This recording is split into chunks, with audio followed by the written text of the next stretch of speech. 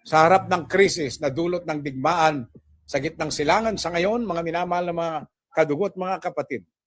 kailangan gayahin ng mga anak ng Diyos, kadugo ni Kristo, at ng mga kapatid na tinipon ng Diyos, ang kautosang kailangan nating magkaroon ng taniman dahil ang Diyos ang kikilos upang ito ay palaguin. Hindi kailangan ng malawak na lupa upang makapagtanim ang mga kadugo at mga kapatid. Ang kailangan po lamang natin malawak na puso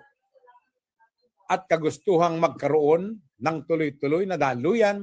ng ating makakaing gulay, prutas at iba pang masustansyang pagkain. Sa halimbawa ng mga nagsusulong ng urban gardening,